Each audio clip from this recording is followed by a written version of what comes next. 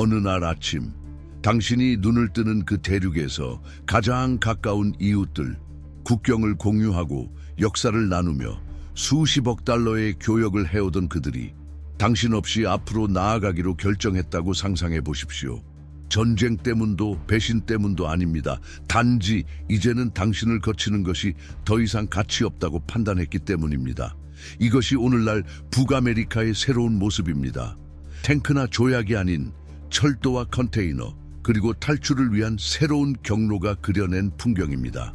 모든 것은 하나의 숫자로 시작됐습니다. 30%. 도널드 트럼프 대통령이 외국산 철강과 자동차 부품에 부과한 관세율입니다. 처음에는 단순한 보호무역 조치처럼 보였습니다. 미국 우선이라는 구호의 또 다른 표현일 뿐이라고 생각되었죠.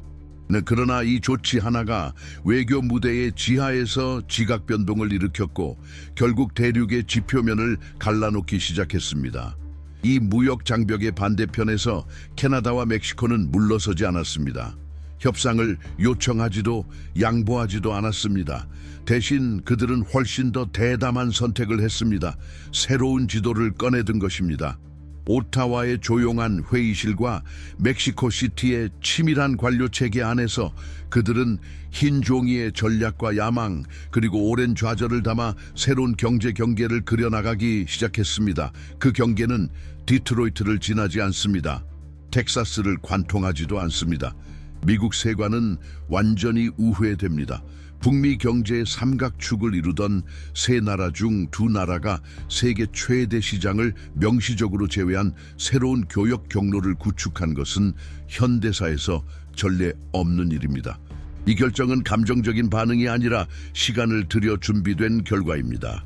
그 이름은 바로 북부 회랑 자유무역 시리즈. 왜 그들은 이토록 큰 위험을 감수했을까요? 왜 이미 굴러가고 있는 시스템을 바꾸기로 했을까요? 그 답은 미국의 관세 정책이 수년간 이웃 국가들에게 안겨준 작은 굴욕들이 쌓인 결과일 수 있습니다. 매번의 추가 관세, 매번의 위협적 연설, 매번의 제재 경고는 오타와와 멕시코 시티에 하나의 질문을 심었습니다. 우리는 언제까지 워싱턴의 변덕에 우리 경제를 맡겨야 하는가? 바로 그 질문이 행동을 촉발시켰습니다. 이들이 만든 건 단순한 대응이 아니라 독립적인 물류 시스템입니다. 기존 체계를 우회하는 평행 구조, 그리고 더 효율적으로 작동하도록 설계된 구조입니다. 이제 새로운 경로는 대륙의 양쪽 해안을 연결합니다. 멕시코 산업단지에서 생산된 자동차 부품과 배터리 셀은 텍사스를 거치지 않고 철도로 태평양 연안 항구로 이동합니다. 그곳에서 캐나다 자금으로 5년 전에 현대화된 브리티시 컬럼비아 항만으로 선적되며 미국 땅을 한 번도 밟지 않고 최종 목적지까지 운송됩니다. 남쪽 경로도 마찬가지입니다. 캐나다산 풍력 터빈용 철강, 고급 목자에 고부가가치 화학 제품은 오대호를 따라 내려와 대서양 연안을 따라 이동하고 미국 항구에 정박하지 않고 곧장 멕시코 항만으로 도착합니다. 이 모든 흐름은 미국의 통제를 피하도록 정밀하게 설계되어 있습니다. 각종 톨게이트, 세관 대기열, 미국식 검사 절차 없이 시간과 비용을 절약합니다. 이건 단순한 무역이 아니라 상징입니다. 이전에는 모든 것이 미국이라는 축을 중심으로 돌았습니다. 하지만 이제 그 중심은 우회당하고 있습니다. 워싱턴이 세관의 벽을 쌓는 동안 이웃들은 서로 간에 다리를 놓았습니다. 말뿐인 다리가 아니라 강철 구조물, 철도, 해저 광섬유 케이블, 디지털 추적 시스템, 통합된 항만 시설이 그것입니다. 가장 도발적인 지점은 숫자도 아니고 물류도 아닙니다. 정치적 결단입니다. 멕시코와 캐나다는 말 없이, 충돌 없이 이렇게 말하고 있는 셈입니다. 우리는 이제 미국 없이도 번영할 수 있다. 오랫동안 대륙의 중심이었던 미국에게 이것은 신성모독처럼 들릴 수 있습니다. 모욕이자 영향력에 대한 실질적 위협이기도 합니다. 만약 이웃 국가들이 경제를 서로 자급자족하도록 재편할 수 있다면 외교, 국방, 기술 투자도 독자적으로 할 수 있지 않을까요? 워싱턴을 거치지 않는 물류 구조는 이미 시작되었습니다. 그렇다면 나머지 분야도 얼마나 더 걸릴까요? 이 물음은 워싱턴 DC의 의회 복도 곳곳에 울려 퍼지고 있습니다. 태평양의 캐나다 항구에 미국을 경유하지 않고 입항하는 선박, 애리조나를 통과하지 않고 국경을 넘는 멕시코 트럭, 오타와와 베라크루스 사이를 미국 세관을 통하지 않고 추적되는 화물 코드. 이 모든 행위가 미국 중심 시스템에서 한 조각씩 빠져나가는 과정입니다. 이제 질문은 이 경로가 생길 것인가가 아닙니다. 이미 건설 중입니다. 진짜 질문은 미국의 산업 중심지들은 이후 어떤 대가를 치르게 될 것인가? 그리고 여기서 더 깊은 딜레마가 등장합니다. 도널드 트럼프에게 있어 지금 관세를 철회하는 것은 패배를 인정하는 것이고 정책 실패를 고백하는 것이 됩니다. 하지만 그대로 가면 미국은 자초한 고립 속으로 점점 밀려나게 됩니다. 자신의 경제력을 약화시키는 물류적 망명 상태로 들어가게 되는 것이죠. 한편 디트로이트, 톨레도, 버팔로 등 조립 라인과 상품 유통에 의존하는 미국 도시들에서는 이런 것이 정치 논의가 아닙니다. 생존이 문제입니다. 터빈에 필요한 철강이 사라지고 배터리 모듈이 도착하지 않으며 계약들이 하나둘씩 사라질 때 그 산업 사슬 끝에 있던 사람들은 무엇을 할 수 있을까요? 수백만 명의 미국인이 이른 아침에 일어나 교통체증을 견디며 감정적 생존 수단으로 일상에 매달리고 있는 그 순간에도 지평선 너머에서는 거대한 톱니바퀴 하나가 조용히 움직이고 있습니다. 그것은 지역 뉴스에 등장하지 않습니다. 회사 게시판에도 올라오지 않습니다. 하지만 벌써 영향을 미치기 시작했습니다.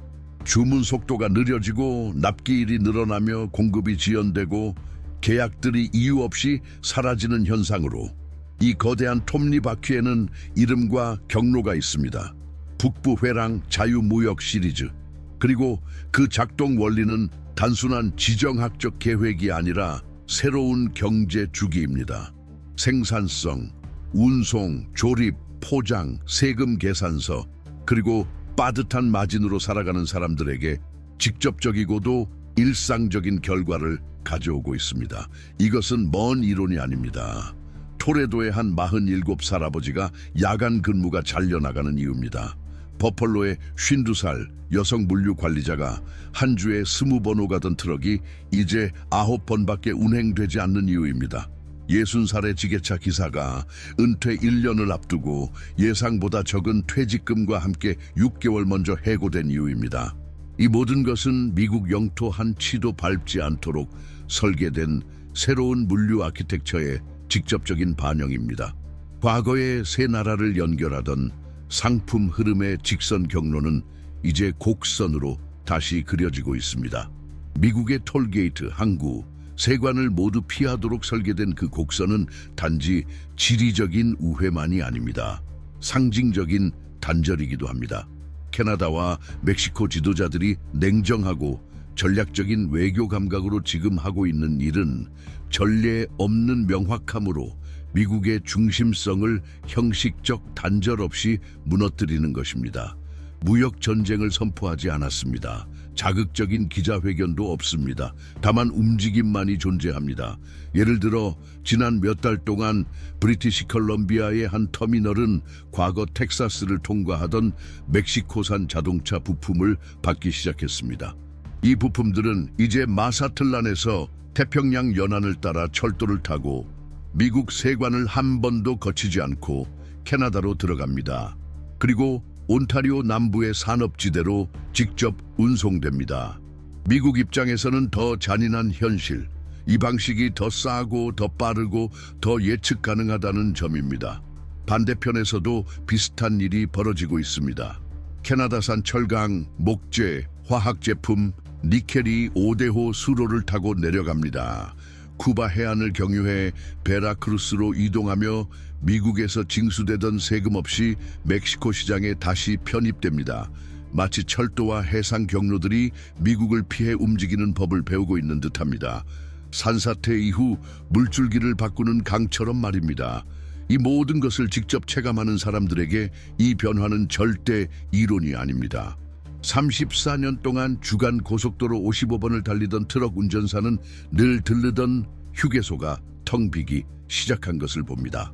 일리노이의 작은 운송업체 사장은 자신의 계약이 국제화물 요금이 낮은 캐나다 회사로 넘어가고 있음을 목격합니다. 이리에 한 창고 운영 감독은 더 이상 컨테이너가 디트로이트에서 오지 않고 서드버리에서 국경 간 철도로 오는 것을 발견합니다. 이렇게 체인이 무너집니다. 극적인 발표가 아니라 조용한 부재로 노선의 부재, 세금의 부재, 순환의 부재. 미국이 지금 잃고 있는 것은 단순한 화물의 이동이 아닙니다. 필수 연결고리로서의 존재감입니다. 이제 미국은 시스템의 중심에서 물류상의 장애물로 재배치되고 있습니다. 그리고 모든 것을 중심으로 움직여야 한다고 믿어온 국가에게 있어 이것은 가혹한 전복입니다. 이쯤 되면 당신은 질문할지도 모릅니다. 어떻게 이런 일이 가능했을까? 어떻게 미국의 두 최대 교역 파트너가 독자적 경로를 택하게 되었을까? 그 답은 단지 수치나 그래프가 아니라 그 배후 인물들을 들여다봐야 나옵니다. 모든 전환의 시작은 역사를 가진 인물들의 집착과 상처, 야망에서 비롯되니까요. 여기서 중요한 것은 이 지도를 움직이는 지도자들을 이해하는 일입니다. 도널드 트럼프와 시진핑은 단지 뉴스의 이름이 아닙니다. 그들은 각자의 청춘, 트라우마, 권력에 대한 개인적 집념이 만들어낸 산물입니다. 트럼프가 부과한 관세는 기술적 실수가 아니었습니다. 그의 세계관, 대결적이고 거래 중심적이며 수직적인 사고방식 그 자체의 연장이었습니다. 그리고 그 결과가 지금 북미 질서의 극적인 재편으로 드러나고 있는 것입니다. 그래서 저희는 세계 질서를 바꾸고 있는 대통령들의 특별 이북을 준비했습니다. 그들의 성장 배경, 정치적 첫걸음, 실패와 멘토, 수십억 달러를 움직이는 사고방식을 하나하나 들여다봤습니다. 그들이 무엇을 생각하고 무엇이 그들을 움직이는지 아는 것만이 현실을 꿰뚫고 미래를 예측할 수 있는 유일한 방법입니다. 이북 링크는 이 영상의 고정 댓글에 있습니다. 만약 지금 세상이 어딘가 깊이 변하고 있다고 느낀다면, 그 변화의 표면이 아닌 본질을 이해하고 싶다면 지금 채널을 구독하고 이 영상을 좋아요 눌러주세요. 왜냐하면 이 이야기는 이미 다음 장으로 넘어가고 있으니까요. 그리고 당신은 그 흐름을 의식 있고 깊이 있게 준비된 마음으로 따라갈 자격이 있습니다. 당신은 한 번이라도 진지하게 계산해 본 적이 있나요? 70억 달러를 잃는다는 게 실제로 어떤 의미인지. 엑셀 시트나 영향 보고서가 아니라 사람들의 삶 속에서요. 동네에서, 골목에서, 창고에서, 트럭이 다니던 다리 위에서 그 돈이 사라진다는 것은 무슨 일이 벌어지는 걸까요? 그 돈은 파산으로 없어진 것도 글로벌 금융 위기 때문도 아닙니다. 단지 이웃 두 나라가 다른 길을 선택했기 때문입니다. 그리고 지금 그것이 현실이 되어가고 있습니다. 사이렌도 없고 속보도 없습니다. 단지 숫자들이 더 이상 맞지 않고 창고가 비어가고 있을 뿐입니다. 미국 세관국과 국경보호국의 자료에 따르면 수십 년 동안 미국, 캐나다, 멕시코 간에 수천억 달러 규모의 상품이 매일같이 이동하는 복잡한 구조가 존재해 왔습니다. 2024년 이 총액은 756억 달러에 달했습니다. 하지만 그 속에는 아주 민감한 부문이 숨어 있습니다. 138억 달러. 이 금액은 미국 영토를 통과하면서 재포장, 재정렬, 혼합만 된 후 다른 나라로 수출되는 상품을 의미합니다. 이른바 허브 무역, 즉 훅 트레이드라고 불립니다. 이제 그 부분이 잘려나가고 있는 것입니다. 한번 상상해 보세요. 어떤 상품이 미국 국경을 통과해 통합되기까지 거치는 모든 과정들, 세금을 냅니다. 운송 송장이 발행됩니다. 연료를 채웁니다. 보험을 사용합니다. 위생 검사를 받습니다. 보관됩니다. 운전하는 사람, 상차하는 사람, 서명하는 사람 모두 필요합니다. 이 항목 하나하나는 수백만 톤이 쌓이면 수십억 달러가 됩니다.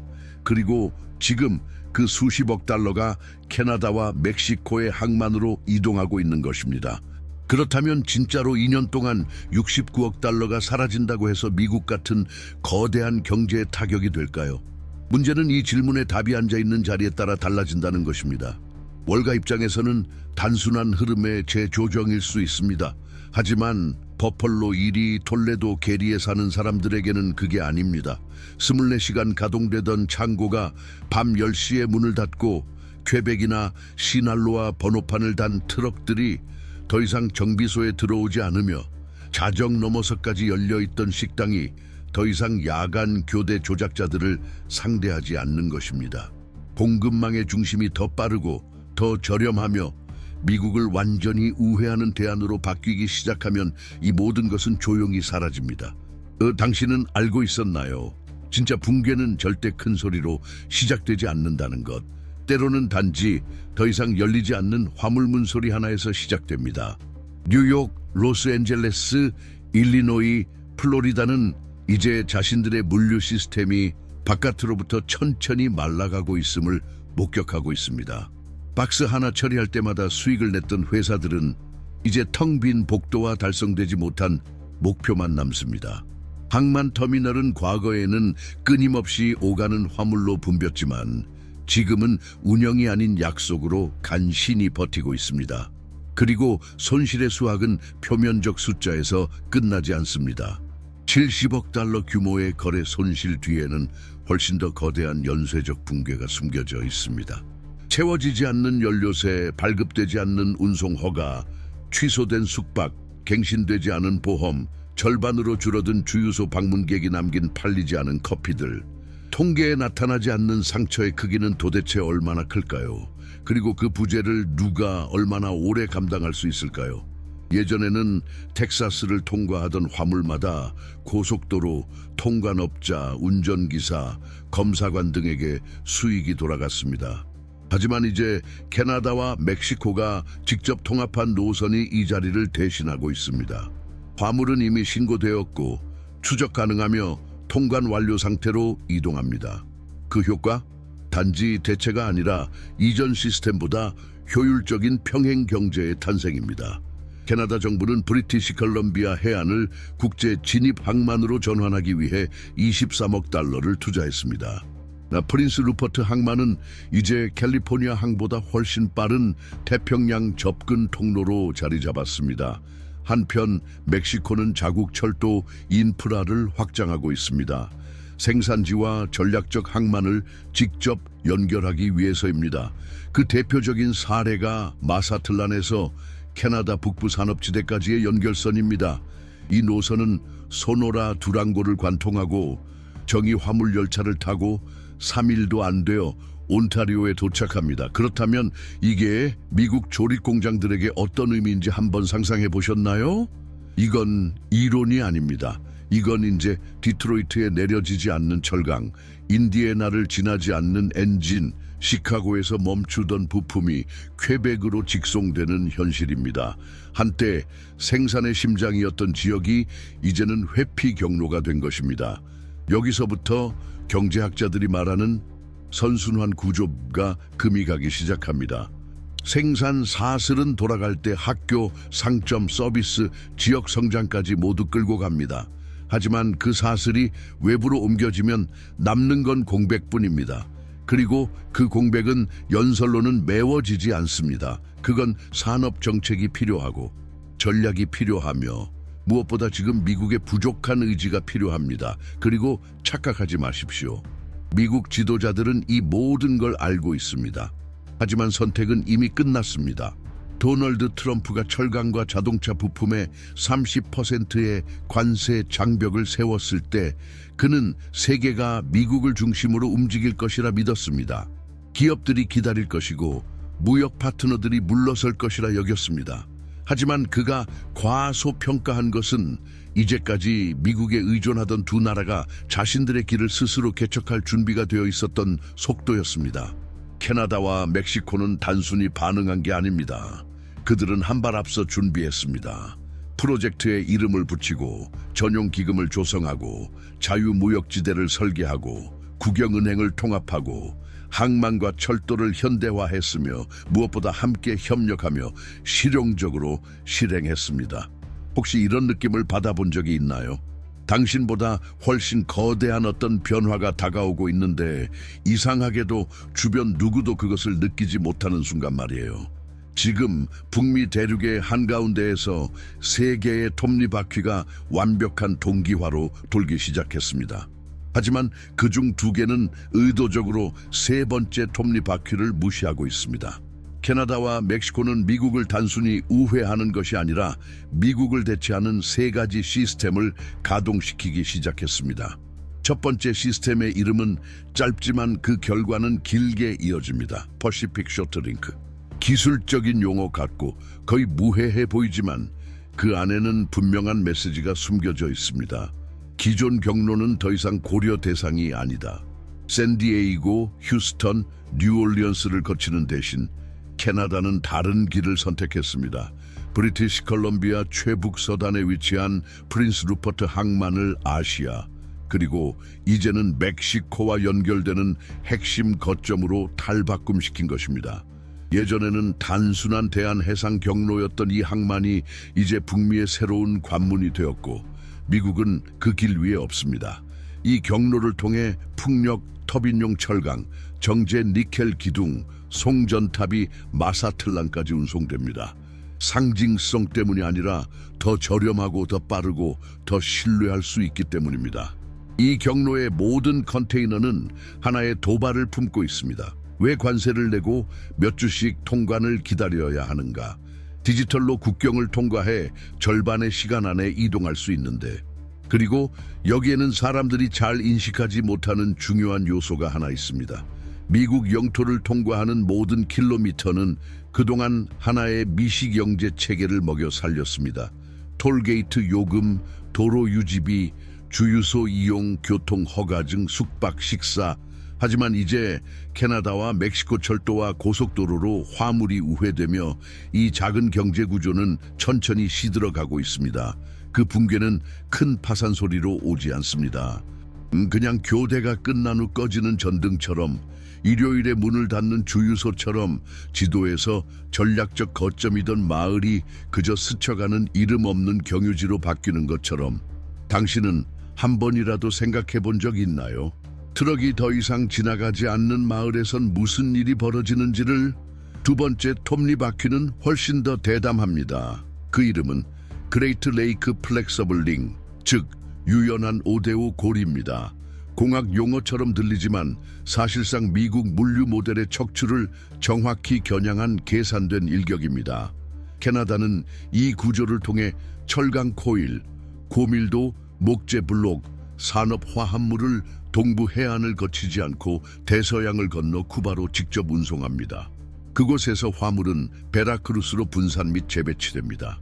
여기서 등장하는 핵심 포인트, 멕시코의 자유무역지대로 분류되기 때문에 미국을 통과했을 경우 내야 했던 관세를 전혀 낼 필요가 없습니다. 이게 아픈 이유입니다.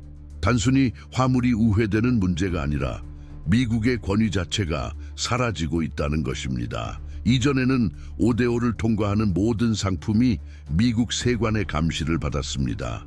하지만 이제 그 화물은 워싱턴의 통제 밖에서 매끄럽게 움직이고 있습니다. 미국은 과연 자신이 이렇게 철저히 우회당하고 있다는 걸 인식하고 있을까요? 아니면 여전히 모든 것이 자신을 중심으로 돈다고 믿고 있을까요? 더 섬세하지만 가장 부식성이 강한 세 번째 톱니바퀴가 등장합니다. 디지털 연결고리. 사람들이 관세, 컨테이너, 무역협정에 대해 논의하는 동안 캐나다와 멕시코는 더 보이지 않지만 더 결정적인 것을 구축 중입니다. 그들은 세관 등록 시스템을 블록체인으로 통합하고 있습니다. 이로써 상품은 암호화된 패스포트를 부여받고 미국의 개입 없이 양국 간 자유롭게 이동할 수 있게 됩니다. 수기 서류, 중복 검사, 코드 불일치로 인한 지연은 사라집니다. 몇 초 만에 양측 시스템에서 승인이 완료됩니다. 미국 세관은 그 과정에 단 한 번도 개입하지 않습니다. 당신은 한 번이라도 생각해 본 적 있나요? 수십 년간 국경 통제를 주권의 상징으로 삼아온 국가에게 이 변화가 무엇을 의미하는지를, 그리고 이 변화는 정부만의 문제가 아닙니다. 물류회사, 보험사, 통관 전문가들 역시 타격을 받습니다. 수년간 미국 시스템에 맞춰 서류를 작성하고 규정을 해석하던 이들은 더 이상 필요 없는 존재가 되고 있습니다. 그런데 이 변화에는 스캔들이 없습니다. 단지 부재만이 존재합니다. 요청의 부재, 줄의 부재, 계약의 부재, 조용하지만 분명한 부재, 그리고 아무도 듣지 않는 부재의 외침. 만약 이 모든 변화가 일시적인 파도에 불과했다면 무시하기 쉬웠을지도 모릅니다. 하지만 숫자는 거짓말을 하지 않습니다. 각 톱니바퀴는 실제 시장 점유율의 일부를 재배분하고 있습니다. 퍼시픽 경로는 과거 미국 서부 해안의 자리를 차지하고 오데오 고리는 동부 산업 중심을 탈수시키며 디지털 체계는 미국 관료 시스템에 대한 의존을 제거합니다. 그렇다면 무엇이 남습니까? 아마도 가장 충격적인 사실은 이겁니다. 되돌릴 수 없다는 것. 물리적 구조는 망가지면 복구할 수 있습니다. 하지만 논리 체계가 무너지면, 더 단순하고 저렴하고 빠른 경로가 존재함이 증명되면 과거로 돌아가고 싶은 사람이 누가 있을까요?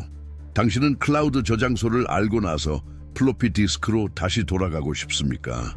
이 질문은 지금 캐나다와 멕시코의 중견 기업들 사이에서 점점 더 퍼져나가고 있습니다.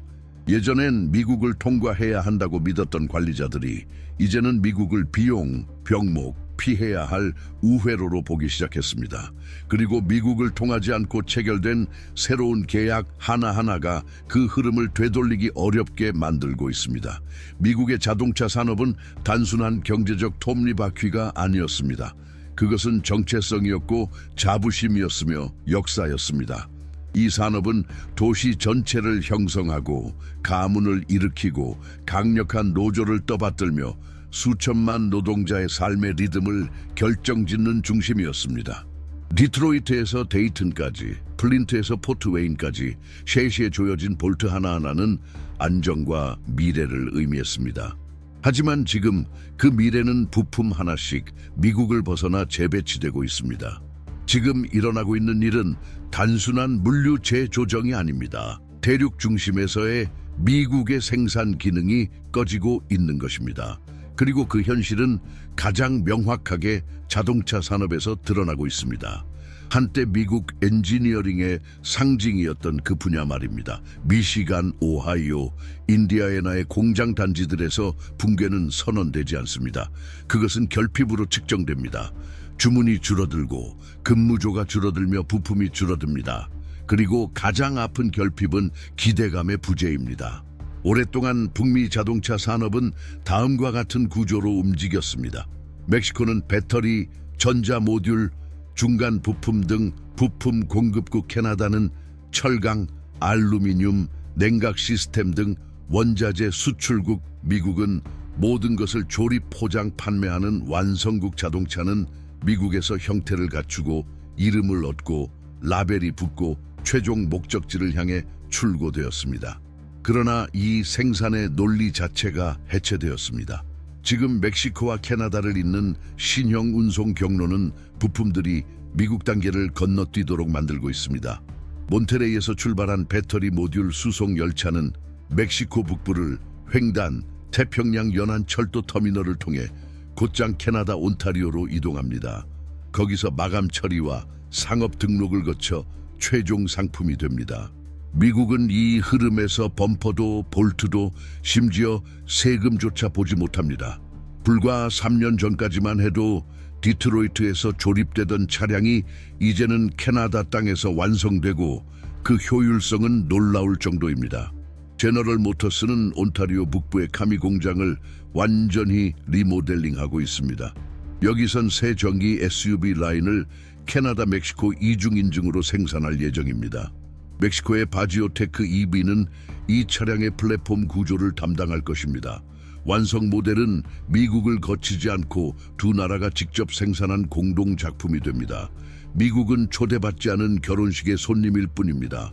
새벽 5시 여전히 명찰을 가슴에 달고 출근하는 미국 노동자들에게 이게 어떤 의미인지 상상해 보셨습니까? 현실은 냉정합니다. 그들에게 올 화물은 이제 오지 않습니다. 미국 상무부의 최신 추산에 따르면 이 생산 이전 흐름으로 인해 미국 내에서 연간 36만 대의 차량이 더 이상 조립되지 않습니다. 겉으로 보면 글로벌 시장에서의 일부 손실일 뿐일 수 있습니다. 하지만 자동차 10만 대당 평균 3천 개의 간접 일자리가 연계된다는 점을 알게 되면 이제 계산이 달라집니다. 그 말은 10만 8천 개의 간접 고용 손실이며 임금세 수입 감소만으로도 12억 달러 이상이 사라집니다. 이건 단순한 통계가 말해주지 못하는 연결입니다. 톨레도의 핸들 공급 업체는 2건의 계약을 잃었고 영스타운의 라벨 인쇄소는 월간 생산량이 절반으로 감소했으며 켄턴의 운송업체는 배송량 감소로 차량 갱신을 중단했습니다. 이런 회사들은 하룻밤 사이에 문을 닫지 않습니다. 조용히 해고하고 투자를 멈추고 동네 학교 주유소, 정비공이 다니던 식당까지 서서히 영향이 번져갑니다. 그리고 드디어 불편한 질문이 떠오릅니다. 이건 되돌릴 수 있는 일인가? 설령 미국이 최근 몇 년간 부과한 모든 관세를 철회하고 폐기된 협정을 재협상하더라도 하나의 장애물이 남습니다. 새로운 모델은 이미 작동 중이며 더 효율적이라는 사실입니다. 더 빠르고 더 싸고 더 안전하며 무엇보다 이미 계획 속에 반영되어 있습니다. 기업은 효율적인 네트워크를 과거의 가능성으로 대체하지 않습니다. 멕시코, 캐나다 경로에서 얻은 안정성은 순간의 이점이 아니라 이제 5년짜리 생산 계획의 기반이 되었습니다. 하지만 이 흐름에서 숫자보다 더 깊은 상징이 하나 있습니다. 역할의 해체. 수십 년 동안 미국은 대륙 생산 사이클의 중심이었습니다. 부품이 제품으로, 원재료가 상징으로 바뀌는 그 전환의 축이었습니다. 하지만 지금 그 중심은 옮겨지고 있습니다. 그리고 그와 함께 모든 것이 워싱턴을 거쳐야 정당하다는 믿음도 무너지고 있습니다. 이 새로운 모델은 미국의 효율성만이 아니라 미국의 필연성 자체를 도전합니다. 그래서 지금 필요한 것은 기술적 분석이 아닙니다. 역사적 통찰입니다. 이 변화의 주역들은 단순한 대통령이 아닙니다. 그들은 상처와 야망, 고유한 방식으로 형성된 인물들입니다. 도널드 트럼프는 예외가 아닙니다. 그는 수십 년간 이어진 공격적 보호주의가 경제 주권을 회복할 것이라는 믿음의 산물입니다. 그는 그 복잡한 지형을 제대로 이해했을까요? 그리고 우리는 그를 진정으로 이해하고 있었을까요? 시진핑도 마찬가지입니다. 그의 팽창 전략은 이 북미 재편의 판도에 직접적 영향을 미치고 있습니다. 이 인물들을 이해하려면 뉴스 헤드라인이 아닌 그들의 젊은 시절, 내면의 갈등, 그리고 정치 무대에 오르기 전의 결정들까지 살펴봐야 합니다. 그래서 저희는 글로벌 질서를 바꾸고 있는 지도자들의 깊이 있는 정의 모음집을 이북 형식으로 정리했습니다. 그들을 영웅이나 악당이 아닌 모순과 전략, 흔적을 가진 인간으로 다룹니다. 이 흔적들은 무역 정책에서, 외교 결정에서, 공장 하나의 운명을 바꾼 관세에서 아직도 울리고 있습니다. 이북 링크는 고정 댓글에서 확인하실 수 있습니다. 지금 이 순간 새로운 수학이 다시 쓰이고 있습니다. 대통령의 집무실이 아니라 생산망의 도면 위에서, 기업 이사회실의 결정 속에서, 그리고 더 이상 수지타산이 맞지 않는 항목을 지워나가는 물류 스프레드 시트 클릭 소리 속에서, 그리고 한 숫자가 불편할 정도로 자주 반복됩니다. 120억 달러. 단 2년 사이 자연재해도 금융붕괴도 아닌 두 이웃 나라의 의도적인 선택으로 인해 미국 경제에서 빠져나가고 있는 금액입니다. 이 숫자의 무게를 느껴본 적 있나요? 이 숫자는 한 번에 터지지 않습니다. 화면에서 폭발하지 않습니다. 그 대신 퍼져나갑니다. 조용한 폐업, 미뤄진 회의, 재계약하지 않은 창고 임대, 수지가 맞지 않는 운송료, 존재 의미가 사라져 사표를 낼 수밖에 없었던 38살 청년. 수요가 없어서가 아니라 역할이 사라져서입니다. 이 변화는 오히려 지하층에서 더 뚜렷하게 보입니다. 분석가들은 이를 인접 생산망 상실이라 부릅니다. 기술 용어 같지만 사실은 훨씬 더 잔혹한 현실입니다. 어떤 중심이 필요 없어지는 순간 그 주변을 돌던 모든 연결망도 함께 붕괴하기 시작한다는 뜻입니다. 물류체계는 움직임에서 살아남습니다. 그리고 그 움직임이 방향을 바꾸면 그 주위를 돌던 모든 것이 함께 끌려나갑니다. 예를 들어 인디아나 주의 게리라는 도시. 수십 년간 북쪽의 원자재와 남쪽의 부품이 연결되는 중간 지점으로 살아남아 왔습니다. 하지만 지금 멕시코 캐나다 직통 노선으로 물류가 재조정되며 그 중간에 매듭은 풀렸습니다. 남은 건 더 한산해진 거리, 운행 간격이 늘어난 버스, 다시는 돌아오지 않을 일자리. 혹시 이게 과장처럼 느껴진다면 2025년 4월 산업 투자자들에게 전달된 민간 컨설팅 리포트를 보십시오. 그 보고서는 손실을 세 가지 층위로 나눕니다. 직접 처리 손실, 69억 달러 지원 서비스 축소, 17억 달러 인접 생산 인력 해체, 34억 달러. 하지만 숫자는 울지 않습니다. 사람이 웁니다. 이건 단지 산업 붕괴가 아닙니다. 정체성의 해체입니다. 그래프에 잡히지 않는 고통이 있습니다. 더 이상 필요하지 않다는 사실을 깨닫는 침묵 속에 살아있는 고통. 54살의 아버지, 성실히 일하면 가정을 꾸릴 수 있다는 확신으로 자라온 사람. 창고 관리자, 아버지가 일했던 곳에서 자신도 은퇴할 수 있으리라 믿었던 사람. 물류 기술자, 아이들을 키우며 이 길이 확실하다고 믿었던 사람. 지금 그들은 갱신되지 않은 계약서 한 장 속도에 자신의 인생이 무너지는 걸 지켜보고 있습니다. 당신은 자신의 직업에서 더 이상 설 자리가 없다고 느껴본 적 있나요? 지금 그 상처가 미국 산업 벨트에서 벌어지고 있는 현실입니다. 처음 멕시코 캐나다 신경로 투자 계획이 발표되었을 때 많은 분석가들은 회의적이었습니다. 너무 대담하다, 리스크가 크다, 기술 통합에 수년이 걸릴 것이다. 하지만 최신 보고서들은 전혀 다른 이야기를 합니다. 일정은 지켜졌고 철도는 현대화되었으며 항만은 개조되었고 톤당 비용은 급감했습니다. 그래서 지금은 미국 기업들조차도 자사의 생산망 일부를 이 블록으로 옮기는 걸 고려하고 있습니다. 이제 이 톱니바퀴는 미국 외부로 자원을 끌어들이고 있습니다. 예전엔 중심으로 빨아들이던 구조였는데 지금은 배척하고 내보내는 방향으로 바뀌었습니다. 왜 이게 중요할까요? 왜냐하면 경제 시스템에서 투자된 1달러는 복수의 수익으로 되돌아오기 때문입니다. 그래서 120억 달러가 빠져나가는 순간 그 여파는 사슬처럼 이어집니다. 주유소는 저녁 7시에 문을 닫고 지역 보육원은 아이 절반을 잃고 기술학교는 수강생 부족으로 폐강됩니다.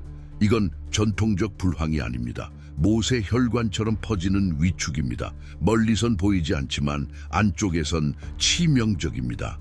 미국은 이미 늦었습니다. 설령 지금 모든 관세를 철회하고 이웃 나라들을 다시 협상 테이블로 초대한다 해도 새로운 모델은 여전히 더 효율적입니다. 더 믿을 수 있고 더 디지털하며 더 청정하고 무엇보다 이미 존재합니다. 그리고 이제는 예전에 없던 게 생겼습니다. 패권 없이도 존재하는 상호 신뢰. 수십 년간 미국은 단지 경제 규모 때문이 아니라 예측 가능성이라는 명분으로 대륙의 중심이었습니다. 하지만 지금은 그 전제가 깨졌습니다. 관세의 변덕, 정치의 불확실성, 행정부의 일관성 없는 움직임, 그 모든 것이 미국의 가장 소중했던 자산, 신뢰의 안정성을 갉아먹었습니다. 그리고 그 신뢰는 말로는 회복되지 않습니다. 하나하나의 행동으로, 하나하나의 결정으로 다시 쌓아야 하는 것입니다. 그 사이 이웃들은 리스크를 나누는 방식에서 새로운 안정성을 발견하고 있습니다. 바로 이 순간 분석은 경제의 경계를 넘어 훨씬 더 깊은 차원, 즉 상징적 생존의 문제로 들어갑니다. 세상이 더 이상 당신의 리더십을 원하지 않을 때 제국이 된다는 것은 무엇을 의미할까요? 주변부가 스스로 길을 개척하고 더 이상 중심을 중심으로 돌지 않을 때 그 중심은 어떻게 되는 걸까요? 과거의 주도권이 이제는 뒤에 남겨졌다는 것을 인정하는 건 결코 쉬운 일이 아닙니다. 예전엔 의심할 여지 없던 영향력이 지금은 협상되고 반박되며 심지어 무시당하고 있다는 사실을 받아들이는 것. 하지만 가장 위험한 것은 이 현실을 부정하는 데에 있을지도 모릅니다. 어쩌면 지금이 미국 역사상 가장 섬세하고 취약한 시기일지도 모릅니다. 지구적 강국으로 떠오른 이래 처음으로 싸워야 할 구체적인 적이 존재하지 않습니다. 대신 존재하는 건 조용하고 단호하게 다른 방향을 선택한 전 세계입니다.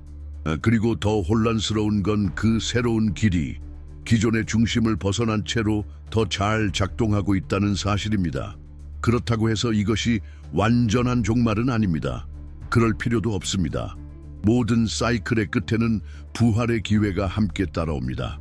우월함이 아닌 자각에서 출발하는 재탄생, 강요가 아닌 되돌아봄에서 시작되는 재정립, 과거의 지배 시대가 끝나고 이제는 의미를 재구성하는 시대 실현으로 넘어가고 있는 지금 중요한 것은 패권을 되찾는 것이 아니라 이 새로운 세상 속에서도 유의미한 목적을 다시 찾는 것입니다. 그리고 만약 당신이 지금까지 우리와 함께 해주셨다면 이미 알고 계실 겁니다. 이 변화를 제대로 바라보기 위해선 단지 정보를 아는 것만으로는 부족합니다. 정신적 존재감이 필요하고 섬세한 귀가 필요하며 그동안 당연하게 여겼던 모든 것들을 다시 의심할 용기가 필요합니다. 그래서 말입니다.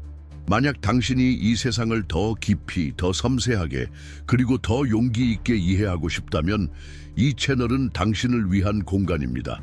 여기에서는 숫자의 맥락이 부여되고 정치적 결정은 인간성으로 분석되며 사건은 고립되지 않고 하나의 살아있는 서사로 이어집니다. 구독해주세요. 알림을 켜주세요. 댓글을 남겨주세요. 그리고 좋아요 버튼은 단순한 반사작용이 아닌 의식 있는 참여의 표현으로 눌러주세요. 진심으로 감사합니다. 이 시리즈에 단 1분이라도 시간을 내주신 건 집중력이 분산된 이 시대에 귀한 주의력을 기울이신 행위입니다. 그리고 이 콘텐츠가 당신을 자극하고 일깨우고 세상을 더 또렷이 바라보게 만들었다면 분명히 말씀드릴 수 있습니다. 우리는 여기서 멈추지 않습니다. 다음 이야기들은 이미 제작 중입니다. 왜냐하면 시간은 멈추지 않고 세상은 계속해서 돌고 있기 때문입니다. 중심이 있든 없든 다음 영상에서 다시 만나요.